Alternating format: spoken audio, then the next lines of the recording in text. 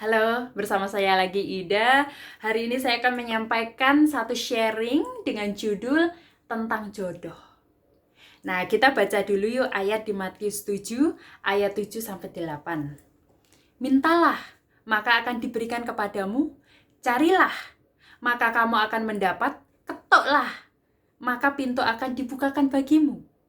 Karena setiap orang yang meminta, menerima.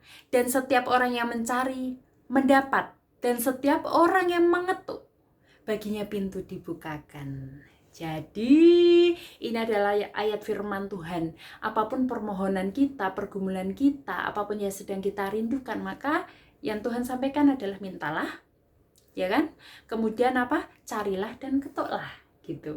Nah, aku punya formulasi 4B yang aku mau bagikan buat teman-teman di sana, di luar sana. Jadi yang pertama, B yang pertama adalah berdoa.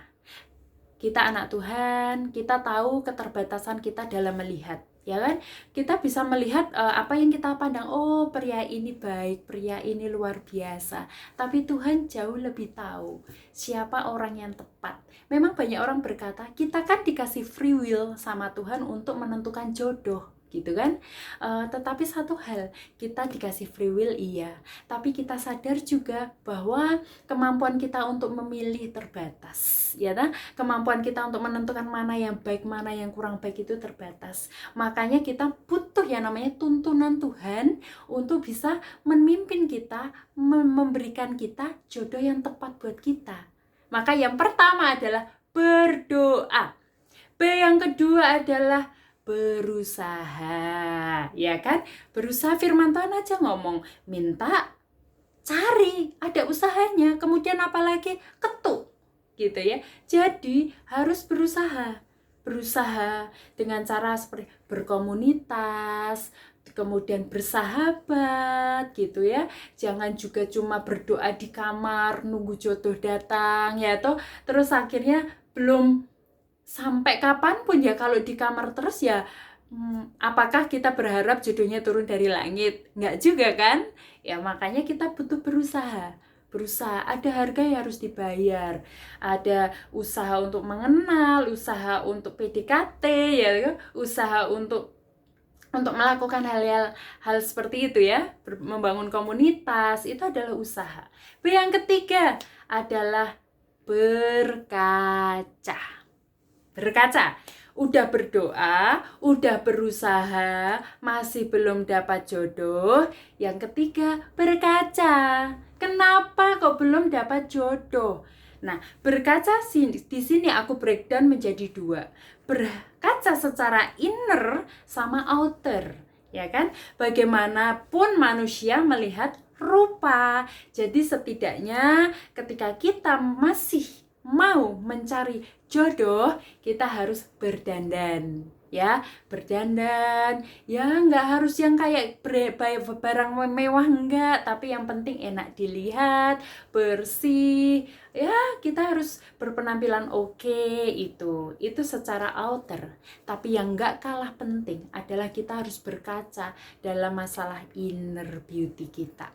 Bagaimana tutur kata kita, bagaimana tindakan kita, bagaimana karakter kita, itu akan menentukan pria-pria atau wanita di luar sana itu akan memutuskan untuk memilih membangun hubungan sama kita atau tidak. Makanya perlu banget untuk kita kerja keras juga membangun yang namanya karakter kita. Apa sih karakter yang harus kita miliki? Ya seperti apa yang firman Tuhan sampaikan, buah-buah roh itu harus dalam hidup kita. Ada kasih, ada sukacita, damai sejahtera, kebaikan, kemurahan, kesetiaan, dan sebagainya. Hal seperti itu, teladan Tuhan Yesus itu harus kita contoh. Bagaimana kita menjadi pribadi yang tidak menyerah juga, tidak mutungan, tidak kekanak-kanakan, tidak baperan, ya toh, dan dewasa dalam menyikapi segala sesuatu. Itu berbicara tentang inner beauty kita, dan itu menentukan sekali seseorang itu akan memutuskan untuk membangun hubungan sama kita dalam waktu yang panjang atau enggak. Itu adalah yang ketiga. Jadi jangan pernah menyerah apapun keadaan kita, karena kita percaya waktunya akan tiba buat setiap kita. Oke, tadi udah berdoa, udah berusaha, udah berkaca, dan yang terakhir adalah bersabar. Bersabar.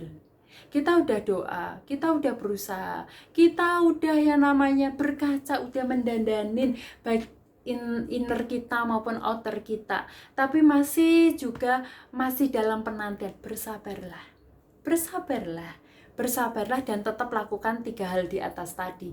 Bersabarlah karena Tuhan tahu waktu yang terbaik buat kita, gitu ya. Dan yang gak kalah penting, satu hal nih aku mau katakan, ketika teman-teman ingin sudah dekat atau PDKT dengan seseorang, banyak sekali ketika mereka menikah, kemudian mereka kaget ya, kaget, loh kok beda, loh kok seperti ini, kok pasangannya jadi seperti ini. Maka penting sekali untuk mengenal pasangan Anda dengan baik gitu. Caranya adalah digging, menggali. Jadi saat mulai PDKT, saat mulai pacaran, banyak-banyak bertanya kepada pasangan. Di situ kita akan mempelajari, oh cara pikir pria atau wanita ini seperti apa. Oh kalau wanita ini atau pria ini menghadapi masalah, dia akan berespon seperti apa. Seperti itu. Dan aku percaya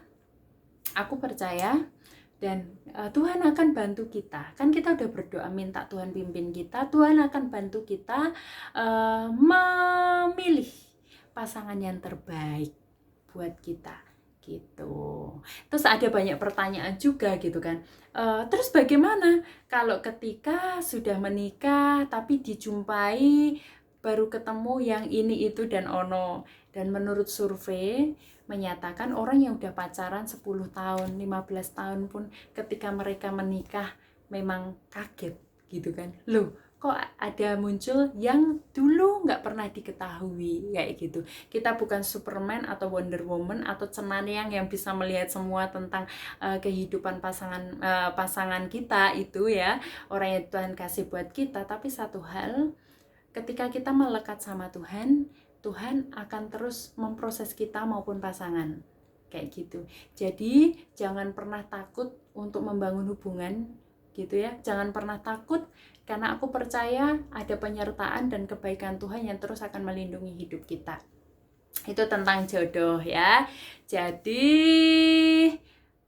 ayo tetaplah minta sama Tuhan. Minta terus, kemudian carinya dengan apa tadi? Setelah berdoa, dengan berusaha, kemudian ketuklah. Artinya apa? Ada actionnya. Intinya kita jangan cuma berdoa aja gitu kan, tapi kita harus melakukan sesuatu seperti itu.